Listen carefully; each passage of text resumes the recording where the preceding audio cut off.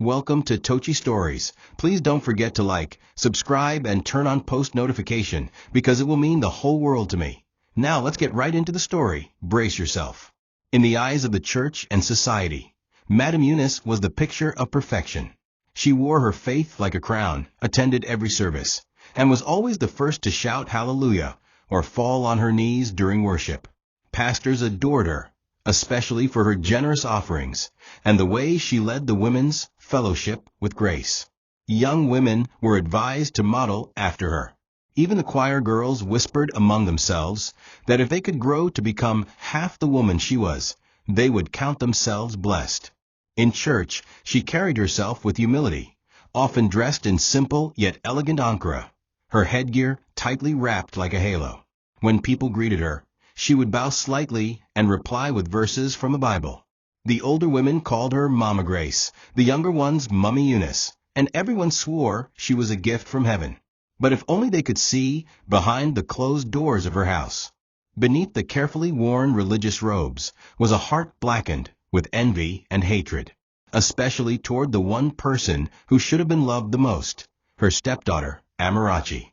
She treated Amarachi like dirt, a living made under her own roof.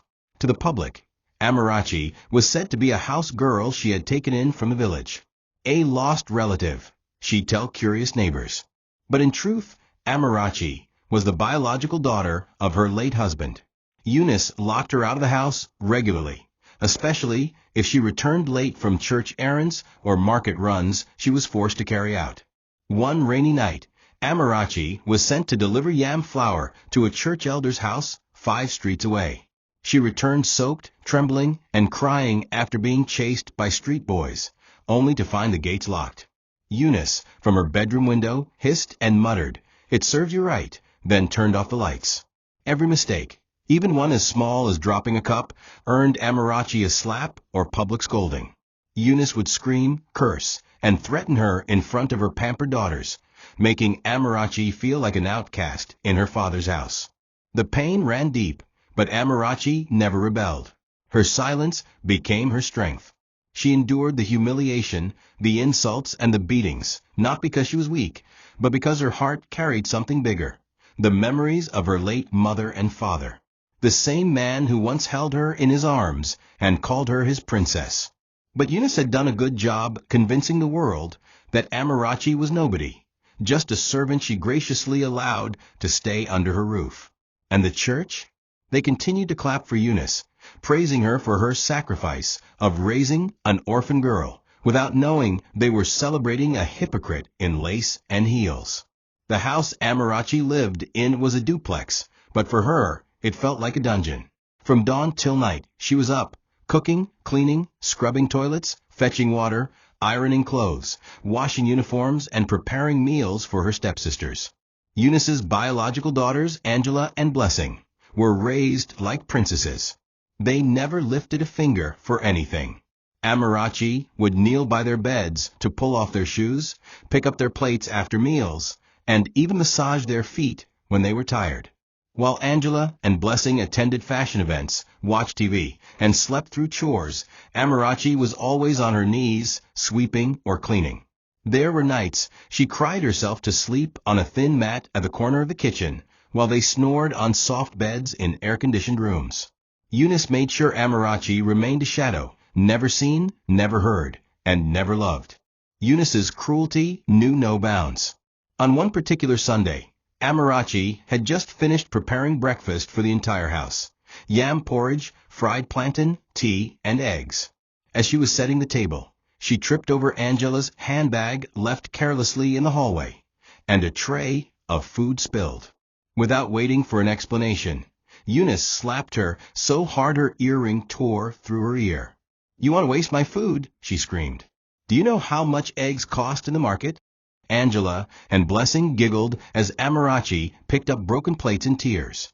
Later that day, Eunice stood on the church altar to testify about how God was using her to raise a poor girl from the village who would have ended up in the streets. Her words brought tears to many eyes. Tears Amarachi had no strength left to cry anymore. What made it more painful was that the entire community believed Eunice's narrative. They often told Amarachi how lucky she was to live with such a kind woman. Some even offered advice like, always thank God for Mummy Eunice. If not for her, you'd be suffering in the village. Nobody knew Amarachi was the daughter of the man who built the house, a successful contractor who loved her deeply before tragedy struck. She kept quiet to protect her dignity and because no one would believe her anyway. Her suffering became a cycle of survival, one day at a time.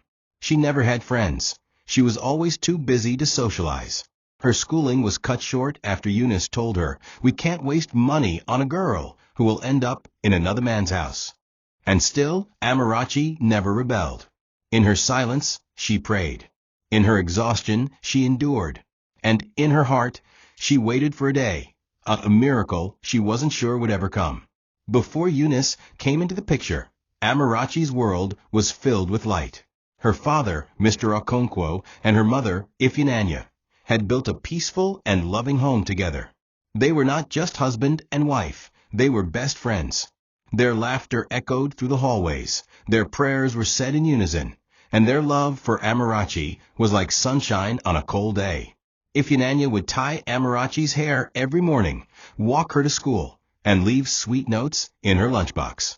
Her father would always return with something for her, sometimes a book, sometimes a treat, and sometimes just a warm hug that said, "You matter."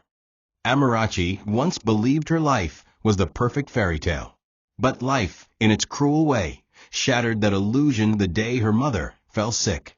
At first, it was just fatigue. Then, it became prolonged vomiting. And eventually, a hospital bed with doctors whispering terrible possibilities behind drawn curtains. Cancer. That one word changed everything. Her mother's health deteriorated rapidly, and with it, her father's joy. He tried to stay strong, took loans, sold properties, did everything humanly possible to save the woman he loved. Amarachi watched helplessly as her mother, once full of life, faded like a wilting flower. When she died, the house turned cold. Her father was never the same. His faith weakened, his strength declined, and his eyes carried a permanent grief. After months of grieving, people in church, especially pastors Akora, began advising him to remarry. A man can't raise a daughter alone, they said. And that was how Eunice came into the picture, the woman who wore God like a garment but hid a serpent beneath. Eunice was sweet in the beginning. She brought food for the grieving family, prayed loudly in the sitting room, and always called Amarachi her new daughter. But her sweetness was a mask. Slowly, her demand started, first small, then cruel. She dictated how Amarachi should dress, eat, and behave. She slowly took over the house, making Amarachi feel like a stranger in her own home. Mr. Okonkwo tried to resist, but his health was failing. He suffered a stroke just months into the marriage and died in a fatal accident a year later while traveling for a contract in Abuja. That was the final blow. Amarachi was now alone, left with a woman who had only pretended to love her for her father's wealth. The very day of her father's burial, Eunice changed the locks on Amarachi's bedroom door and moved her to the kitchen. The message was clear. Her days of love and comfort were over. From that moment on, Amarachi's fairy tale ended, and a painful reality began. Eunice had a strange way of grieving after her husband's death. While others mourned Mr. Okonkwo with genuine sorrow, she used the funeral to strengthen her public image, crying dramatically in front of guests and quoting scriptures with each wail. But once the crowd was gone and the doors were shut, she turned on Amarachi like a snake. "You're cursed," she screamed one night after Amarachi forgot to warm her bath water. "Since you came into this house, death has never left us. First your sick mother, now your father. What kind of evil spirit are you?" Amarachi, barely 14 at the time, stood there trembling, her hands still wet from washing the floor. She had no words. The woman who had once claimed to be her second mother had become a monster, spitting venom daily. Eunice began blaming every misfortune, even when the gas finished unexpectedly or a wall cracked, on Amarachi, always hissing, "It's that girl." Trouble follows her like a shadow. Gradually, Eunice's two daughters, Angela and Blessing, absorbed their mother's bitterness. They copied her scornful looks, rolled their eyes at Amarachi, and even mimicked her voice just to laugh. Angela once poured water on the floor and shouted that Amarachi had spilled it, leading Eunice to beat her with a broomstick. When Amarachi tried to defend herself, Eunice warned, "Talk again and I'll throw you to the street. You think this house is yours?" No one came to her defense. Neighbors only saw a household of 3 joyful daughters, raised by a prayerful woman. And Eunice was clever. She made Amarachi wear oversized clothes that made her look like a maid and never allowed her to attend church programs unless she was going to help serve food or clean up. She erased Amarachi's identity from their home, removing all her family pictures and storing them in the attic. Her father's study was locked up permanently. And when Amarachi once tried to sneak in to retrieve his wristwatch, Angela caught her and raised an alarm. Eunice accused her of trying to steal and locked her outside that night as punishment. With her voice silenced and her dignity stripped, Amarachi learned to endure. But the pain dug deep. She stopped trying to prove she belonged in the house. She became invisible, moving like a ghost, doing her chores with robotic precision, and returning to her mat each night with no warmth or comfort. Her father's friends, who once called her Daddy's Angel, no longer visited. Eunice told them she had been sent to a boarding school. When church members asked about her, Eunice would sigh deeply and say, "We are praying for her. She's been behaving strangely since her father died." The manipulation was complete. Amarachi's existence was buried under years of lies, but her soul, though bruised, was not broken. Deep within her heart, the words her father once told her still echoed, "You are a star, my princess. Never let anyone dim your shine." She held on to those words like a lifeline, even when the darkness tried to swallow her whole. It was in church gatherings and community events that Eunice's cruelty took a new dimension. Every opportunity to expose her daughters to wealthy men was an event she meticulously planned. If there was a birthday in the pastor's family, a wedding, or any high society church outing, she dressed Angela and Blessing like royalty, gowns, makeup, expensive shoes, while Amarachi was given a plain wrapper and told to go and help in the kitchen. Eunice would beam proudly as her daughters posed for pictures with eligible bachelors, carefully monitoring their interactions. But whenever anyone's eyes strayed toward Amarachi, perhaps a curious glance or a comment about her beauty, Eunice would quickly say, "Oh, that one. She's our house girl. Just a distant relative from the village." And that was it. The label stuck. Suitors ignored her. Guests dismissed her. And those who tried to speak with her were pulled aside by Eunice with fake laughter and whispered lies. But something strange happened over time. Many of the well-to-do men Eunice targeted began to back away after just 1 or 2 visits to their home. They quickly discovered that while Angela and Blessing were flashy and confident, they lacked basic humility and emotional intelligence. They didn't cook, didn't clean, and didn't know how to hold meaningful conversations. They were rude to security guards and disrespectful to elderly people. Some suitors would find themselves gravitating toward Amarachi, who offered water before they asked, smiled softly when spoken to, and listened more than she talked. But each time one of them tried to approach her with genuine interest, Eunice would notice and swiftly shut it down, either by sending Amarachi away or lying that she was engaged to someone in the village. Amarachi learned to stay quiet during these moments, her heart aching, her soul boiling silently. The worst happened when a certain young man, the son of a prominent businessman and a known philanthropist, came visiting one evening. He had met Blessing at a youth program and wanted to get to know the family better. But from the moment he stepped into their home, his attention drifted to Amarachi. She served him drinks, her eyes lowered, her voice barely audible, yet something about her presence was captivating. He asked Eunice about her, and she laughed uncomfortably, saying, "Oh, that one? She's just the help. My daughters are the gems here." But the man wasn't fooled. After 3 visits, he requested to speak with Amarachi privately. That night, Eunice flew into a rage. "So you want to steal your sister's suitor, eh?" she shouted, dragging Amarachi by her hair. Without waiting for explanation, she arranged for Amarachi to be sent to her sister's village the very next morning. Stay there until you learn shame, she barked. Amarachi begged, cried, pleaded on her knees. But Eunice's heart was stone. Her only crime was being noticed, for the very grace she never asked for. The journey to the village was long, hot, and painful, not just because of the rickety bus or the dusty roads, but because of what it represented. It wasn't a holiday. It wasn't a family visit. It was exile. Amarachi was dumped at the compound of Eunice's eldest sister, Auntie Veronica, a woman just as bitter and suspicious as Eunice herself. From the first moment she arrived, Veronica made it clear she wasn't welcome. "So, you want to snatch a man, eh? You this little snake," she spat. The environment was nothing like home. No running water, no electricity, and certainly no love. Amarachi was forced to wake before dawn, fetch water from a distant stream, tend to goats, cook for the entire compound, and pound yam late into the night. Any mistake brought insults, slaps, and even food deprivation. She slept in a small wooden room, with leaking ceilings and rats scurrying at her feet. No one called to check on her. No one asked if she was okay. But amidst the hardship, Amarachi did something remarkable. She didn't lose her kindness.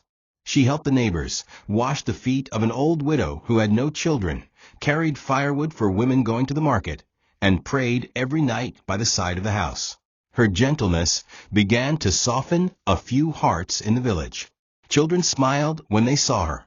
Some elders began to say, "That girl is not ordinary." A traveling teacher who stayed in the compound for a few days once asked her why she was there. When she told him her story, he simply replied, "They can lock a door, but they can't lock destiny." Those words stayed with her. The village became a strange kind of training ground, one that crushed her body but sharpened her soul. She began to see her pain not as punishment, but as preparation for something even she didn't fully understand. 3 months passed before Eunice finally sent for her to return, not because she had a change of heart, but because she needed help again. Angela and Blessing had become too lazy to even boil water, and Eunice herself had recently developed joint pain. So she called Amarachi back, acting like nothing had happened. When Amarachi arrived at the house, the neighbors lit up. The gateman smiled broadly. The bread seller called out her name with joy. Even the gardener said, "Welcome back, small madam." But as she stepped into the compound, Amarachi saw someone new, a young man, tall and humble-looking, wearing a plain brown shirt and unlocking the gate. The new gateman. Their eyes met. He nodded politely. She smiled faintly. It was the beginning of something neither of them could have predicted, a quiet friendship, forged in silence and sorrow, that would eventually shake the very foundations of the house that once tried to bury her. The moment Amarachi stepped through the compound gate, it was as if the very soil of the house remembered her. Though her hands were calloused and her feet dusty from village life, there was a calmness in her spirit, like someone who had endured a storm and come out stronger. Her return was met with joy from unexpected corners, the security guards, the cleaners, and even the street vendors who sold around the estate. They all smiled warmly, some even embracing her. "We missed your kind heart," said Maman Kechi, the akara seller outside the compound. Eunice, however, barely acknowledged her return. She tossed her a faded apron and said, "There's work waiting in the kitchen. And remember, you're here to serve, not to shine." Amarachi said nothing. She simply bowed her head and returned to her usual corner of the house, like a forgotten child returning to her prison. But something had changed during her absence, and not just in her. The new gateman, Uche, had a presence that was hard to ignore. He was tall, dark-skinned with an athletic build, and moved with a quiet confidence. He rarely spoke unless spoken to, but his eyes held stories untold. Unlike the others in the compound, he treated Amarachi like an equal. He'd offer to help carry buckets, open the gate with a smile, or sometimes just offer a nod of encouragement when Eunice barked insults at her. At first, Amarachi didn't think much of it. She had learned not to expect kindness.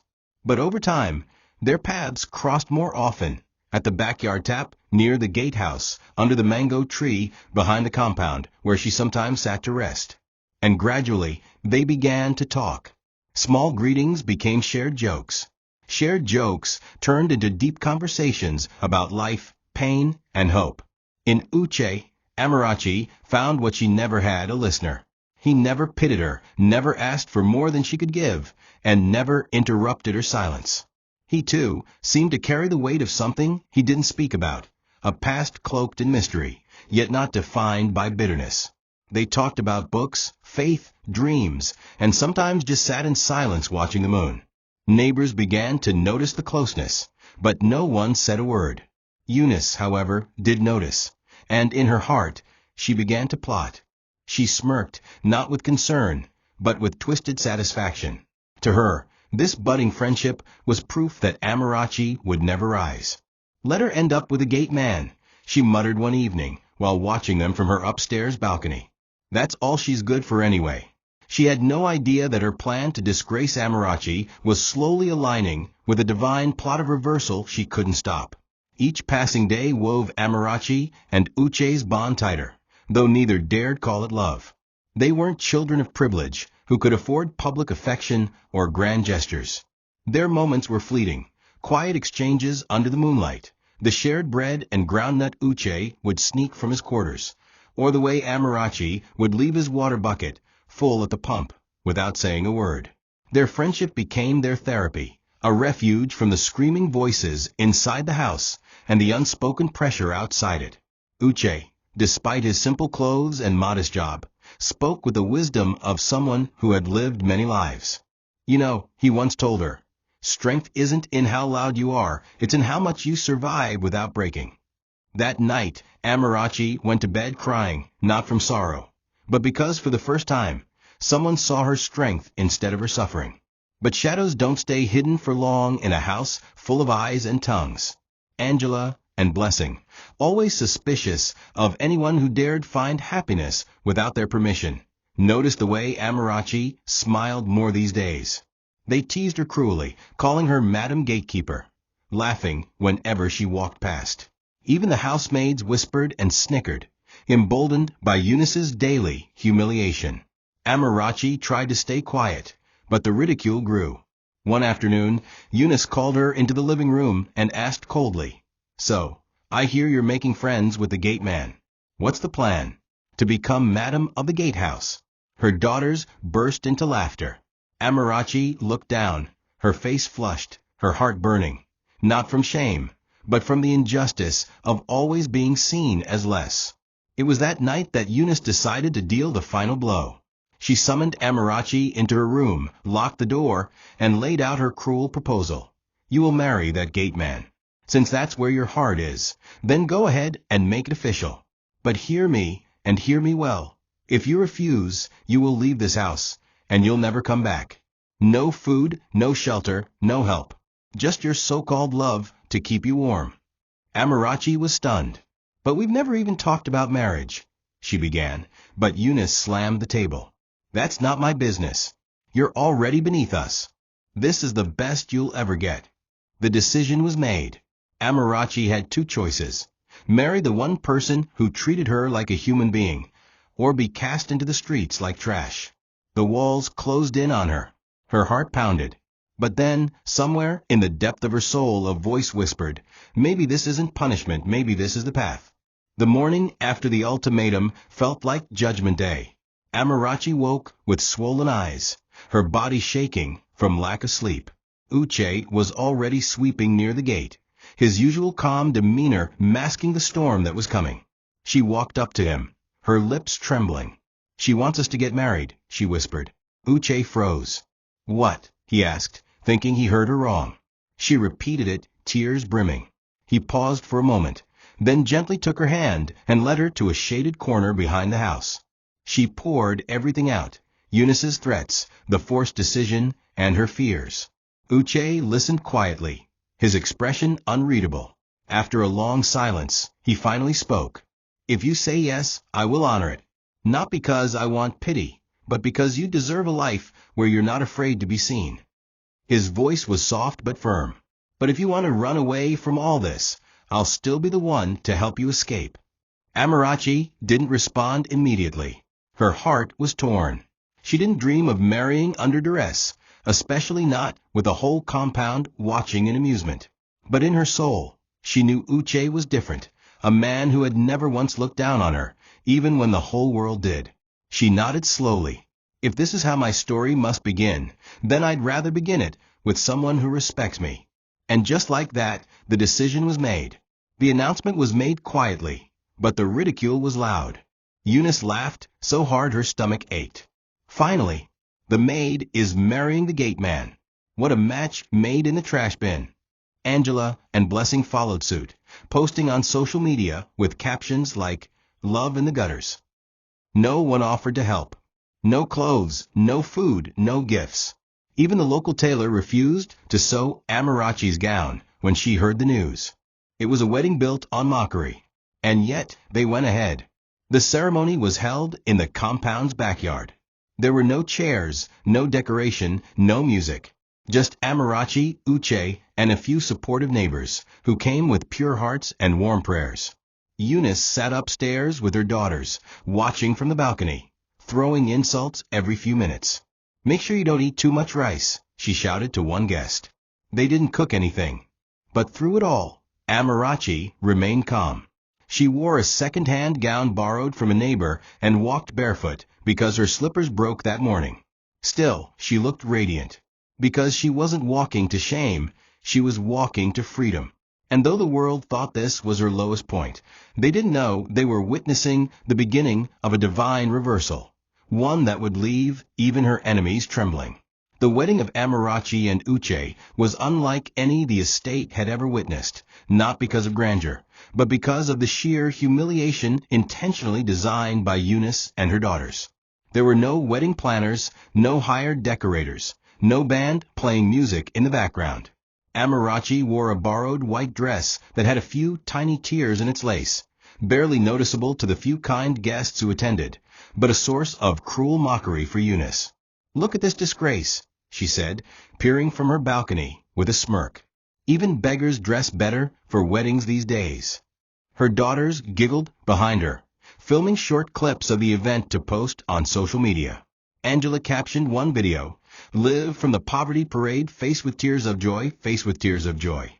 But down below, Amarachi stood with her head held high, her heart pounding not from shame, but from quiet courage. She refused to let her wedding become the funeral of her dignity. Uche, dressed in his best shirt, slightly faded but neatly pressed, stood beside her like a pillar. Though he had no ring to offer, he had something more sacred: his word.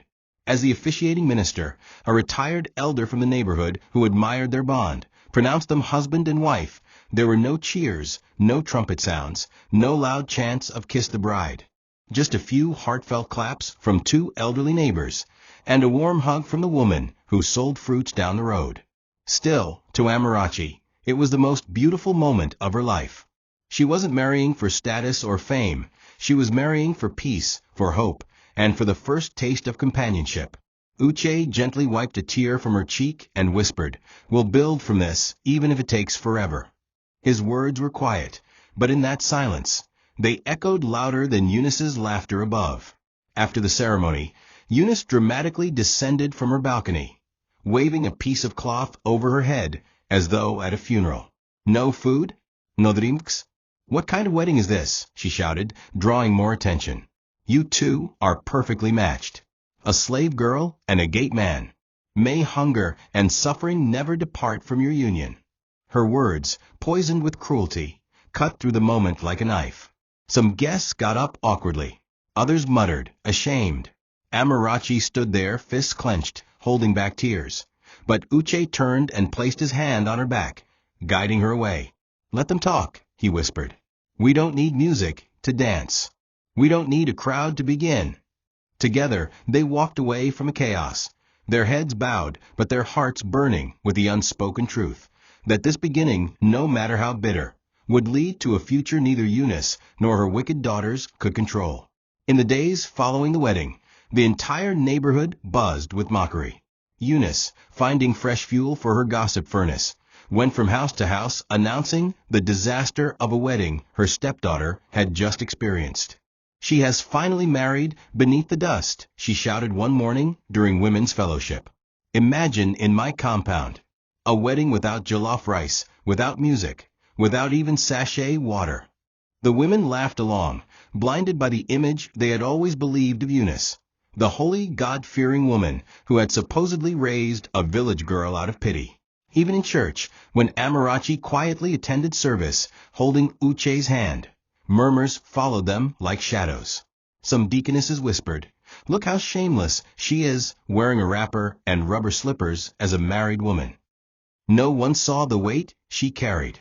No one saw the nights she went to bed hungry or the tears she wiped silently on the worn-out pillow in the gatehouse. The small room where Uche lived became their home, a one-room apartment behind the estate's perimeter fence, barely wide enough for a small bed and shelf. There was no kitchen, just a portable stove on the floor. Their clothes were folded in boxes under the bed. But despite the lack of comfort, there was laughter in that little space. Uche made Amarachi laugh in a way no one else ever had. He told her stories of places he had traveled, dreams he once had, and the strength he saw in her. Amarachi, in turn, began to open up, not just about her pain, but about her hopes. She shared her dream of owning a small tailoring shop one day, maybe even sponsoring other girls who had been through what she endured. "I just want to matter," she said one night, "even if it's only to one person." Uche held her hand tightly and replied, "You already do. And not just to me." But even their little moments of joy were frequently interrupted by Eunice's venom. She often sent maids to mock them or refused to allow them access to the compound tap. One evening, she stood by the gate, laughing with her daughters as Amarachi walked by carrying a bucket of water. "See her," she sneered, "Madam of the Gate, fetching water like a prisoner. This is what she chose over better life." Amarachi kept walking, but her tears began to fall before she reached their room. Uche met her at the door, took the bucket from her hand, and wiped her face with the edge of his shirt. "You don't have to fight them," he said softly. "Just wait. The day of your laughter is coming. And when it does, they won't even know how to cry." Amarachi didn't understand the depth of his words. But in Uche's voice, there was a quiet power, the voice of someone who knew more than he was letting on. What no one in the compound, not even Amarachi, knew was that Uche was not the man he appeared to be. Behind the tattered shirt and quiet demeanor was the heir to one of the largest estate development companies in the country. His real name was Uchenna Obiagela Dyke, the only son of a late billionaire industrialist, Chief Maxwell Dyke. Before his father's death, Uche had studied abroad and returned home to work in the family business. But he grew weary of the artificial smiles, the gold diggers, and the empty praises from women who wanted his wallet, not his heart. His life was a stage filled with performers, until he decided to disappear and find someone real. That's when he took a job as a common gate man in disguise, seeking nothing but solitude and clarity. But on the day he first saw Amarachi, quietly sweeping the compound in torn sandals, with a broken smile and kindness in her eyes, he knew his search had ended.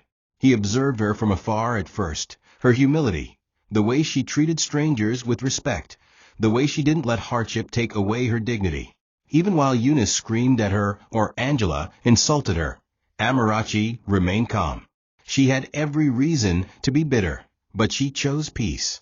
She had nothing, but she gave joy. Uche could have revealed himself that very first week, but something held him back. He wanted to be sure she wasn't kind, because he was rich, but kind because she had a pure heart. When he began speaking to her, he was amazed by her wisdom and grace. He fell in love, not with her body, not with her face, but with her soul. And when Eunice forced them into marriage, he accepted, not because it was convenient, but because it was destiny. What Eunice thought was a punishment was actually the path to Amarachi's reward. As they slept in the small gatehouse, Uche was already preparing something in secret. He had called his personal assistant days before the wedding, instructing him to organize a second celebration, not in a fancy hotel, but at the very spot where they were humiliated.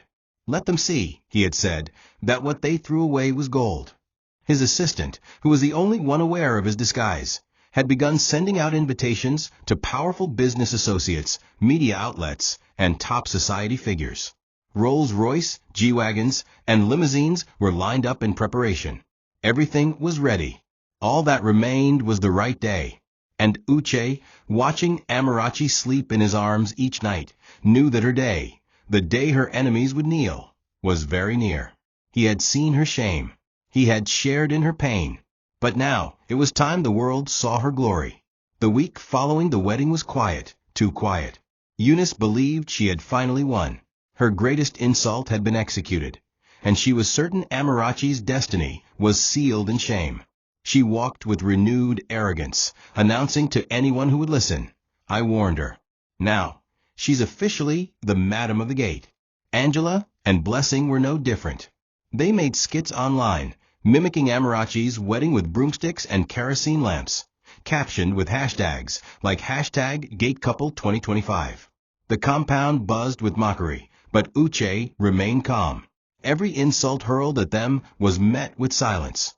Every laugh behind their backs was ignored. Amarachi, though deeply hurt, never complained.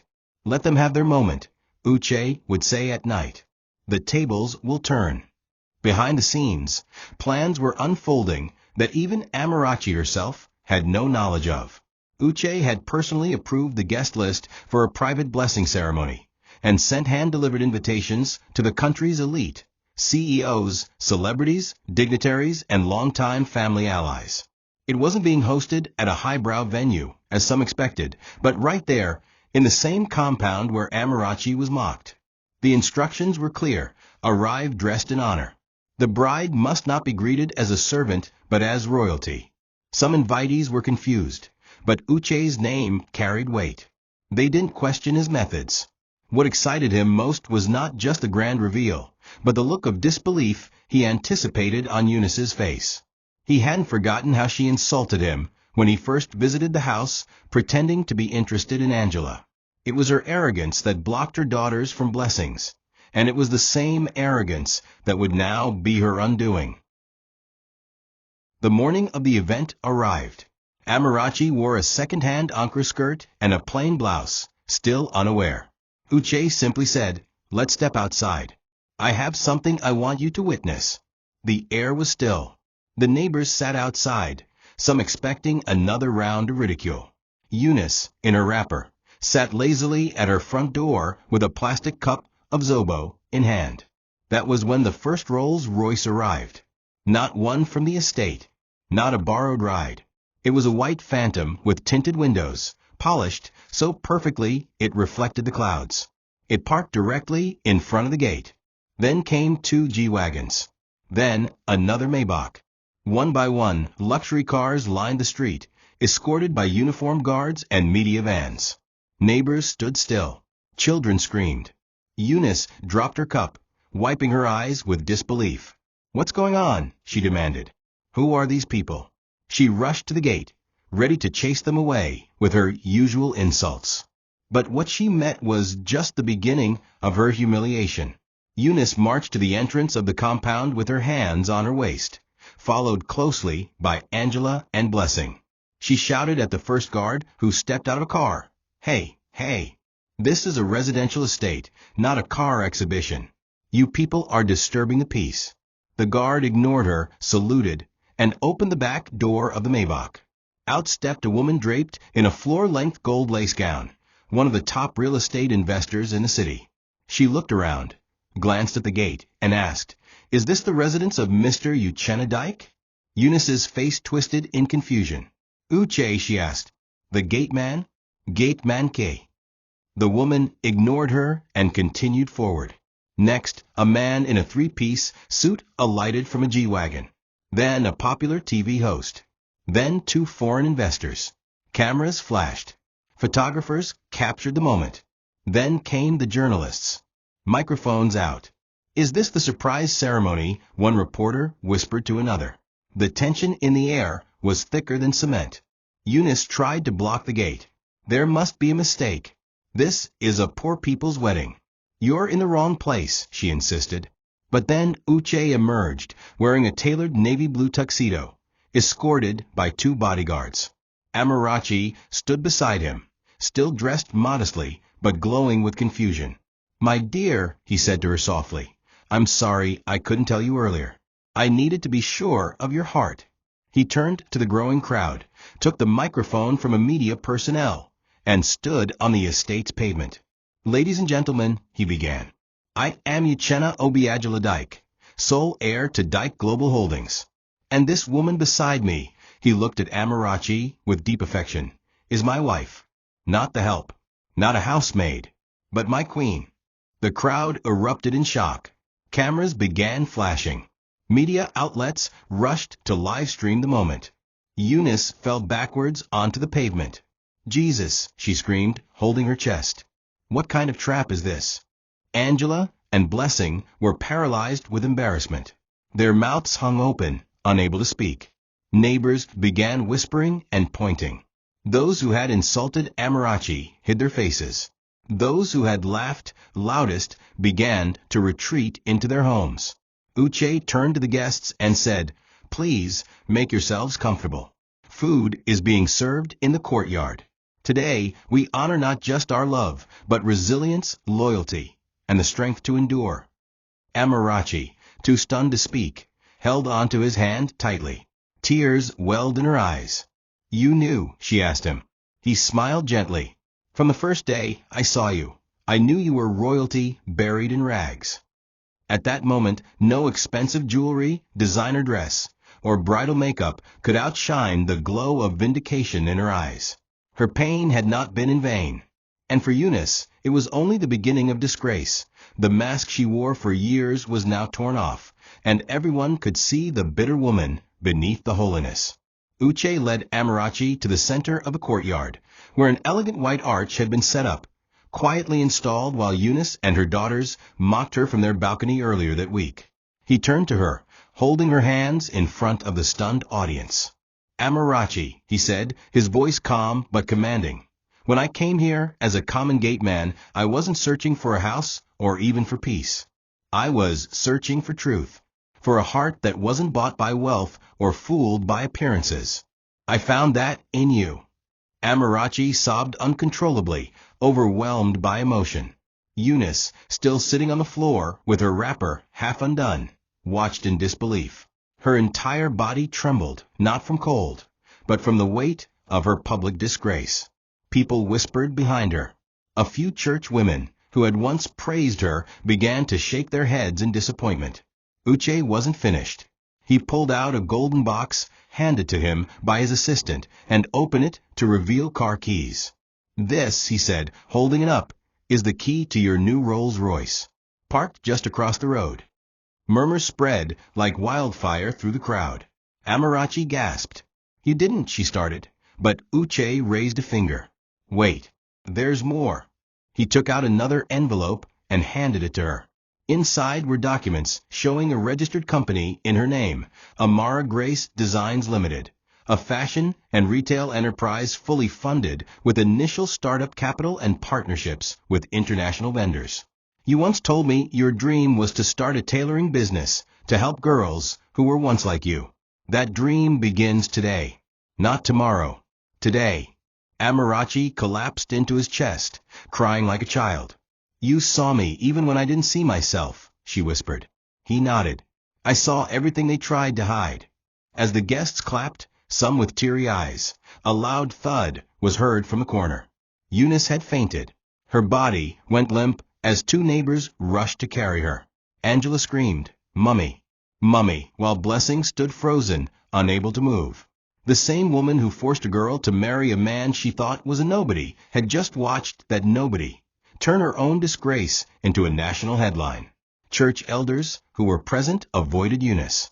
Even the pastor's wife covered her face with her scarf, too embarrassed to speak. Amarachi, now standing tall beside her husband, looked down at the very compound that once made her feel like trash. She didn't say a word. She didn't insult anyone. She didn't gloat. She simply smiled, the kind of smile born from pain that survived, the kind of smile that made it clear God had written her story himself. The Rolls-Royce glistened under the morning sun like a divine chariot sent from heaven itself. The crowd that had gathered couldn't take their eyes off it. The white and gold vehicle bore Amarachi's name elegantly engraved on a silver plate hanging just below the license. Queen Amarachi Dyke. Guests gasped in awe as Uche handed her the key with a subtle smile, while a chauffeur in a polished suit opened the passenger door for her to take her first official ride. Amarachi stood frozen. Her fingers trembled as they closed around the key. She glanced at the car, then at Uche, then down at the wedding slippers still on her feet, cheap rubber sandals with faded pink flowers. She had walked through fire in those sandals, and now she was stepping into a car most people only saw in magazines. Her eyes welled up. "I don't deserve this," she whispered. Uche took her hand gently and replied, "You deserve much more. This is just the beginning." As she entered the car, the interior whispered luxury, soft leather seats, personalized headrests, and the scent of wealth and grace.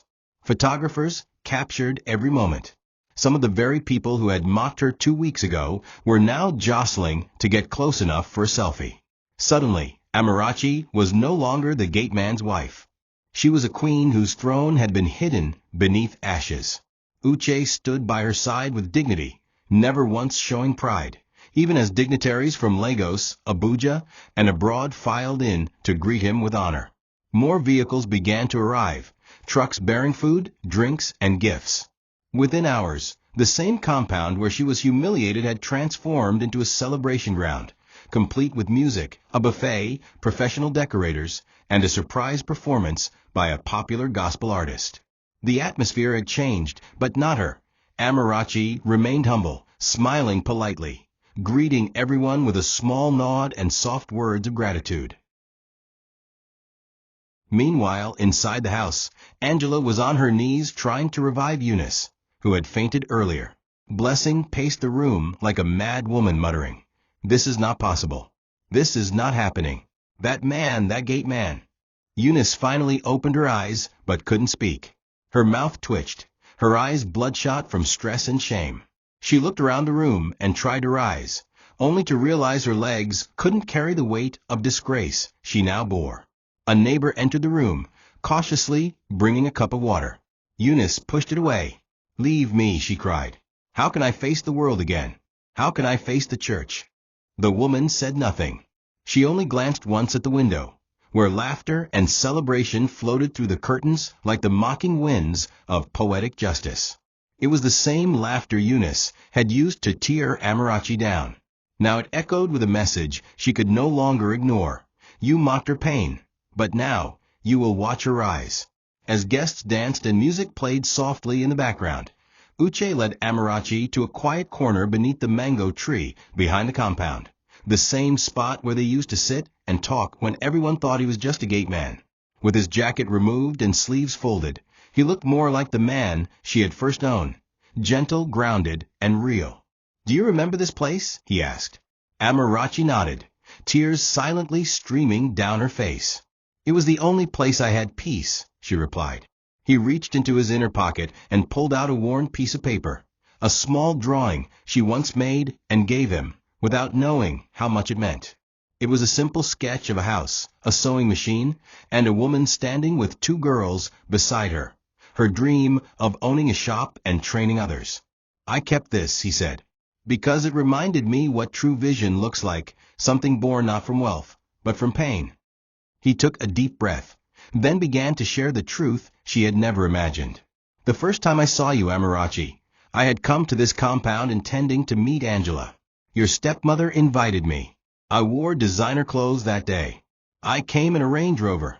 But before I even made it to the front door, I saw you at the back, barefoot, carrying a basin of water, trying to shield yourself from the sun. You smiled at a little girl who passed by, even though you looked exhausted. That smile, that moment, it broke something in me." Amarachi stared at him, stunned. "I watched how you endured insults," he continued. "I watched how you swept while they laughed. And I said to myself, this girl doesn't need saving. She just needs a chance." Uche paused, then added, "That's when I left, changed my clothes, and returned the next day as a gate man." Amarachi couldn't speak. Her entire body shook with disbelief. She had always wondered why Uche never acted like other workers, why he was always calm, well-spoken, and observant. Now it all made sense. Everything, from the way he listened, to the way he chose silence over defense, had been intentional. "I didn't want a woman who loved me because of money," he said. "I wanted one who would love me when I had nothing. You did that, Amarachi.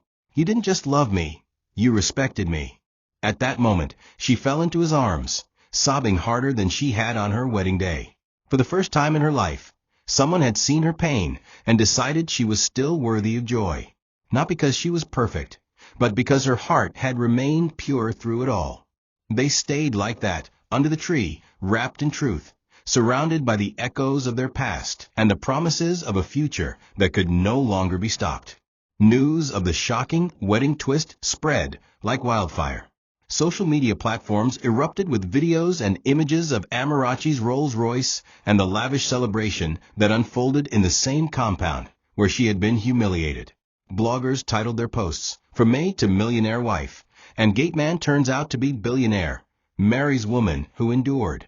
One picture, showing Eunice collapsing to the floor with the Rolls-Royce in the background, went viral with the caption, "When God prepares a table." The story became an overnight sensation. Reporters stormed the estate, but Uche's team kept everything private and dignified. Still, the damage was done, and it was permanent. Amarachi, once invisible, was now the face of divine elevation.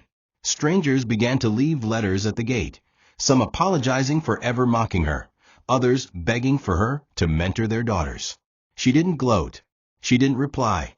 She simply kept living, quietly and respectfully, just as she always had. Inside the house, Eunice could barely look herself in the mirror. Church members, who once greeted her with reverence, now avoided her entirely. Her phone rang less, and when it did, it was only to deliver more shame.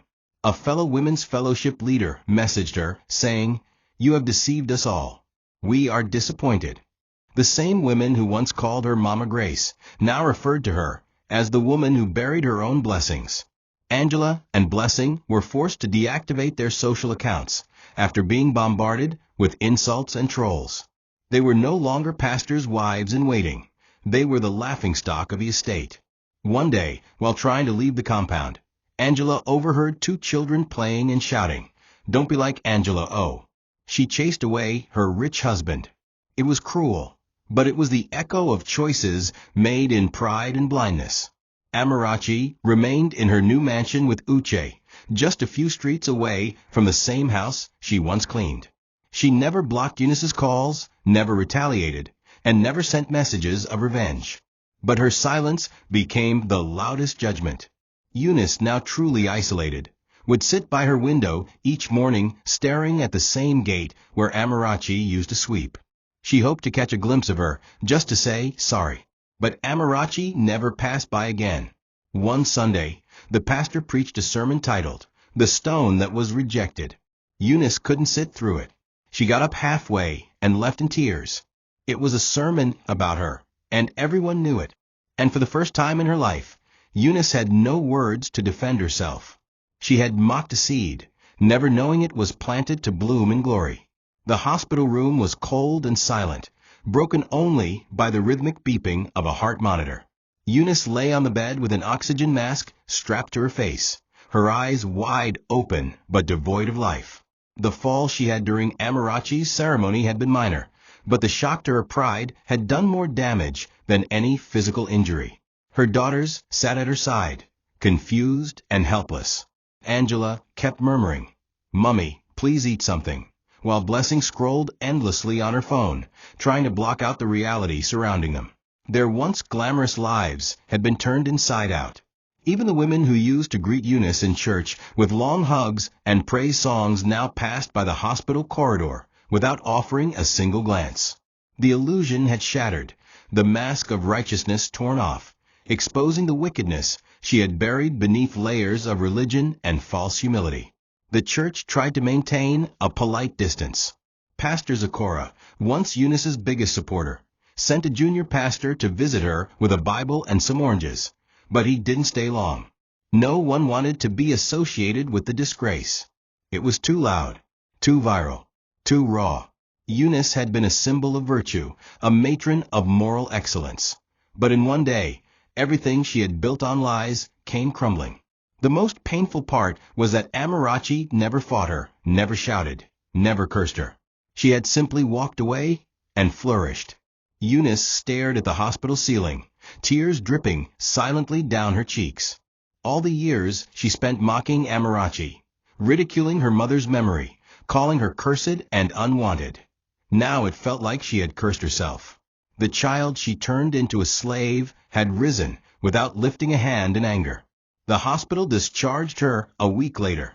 She returned to a home that no longer felt like hers. The compound was quiet, not out of respect, but out of avoidance. Children no longer greeted her. Neighbors quickly turned away when she passed. Angela and Blessing tried to cheer her up, but it was no use.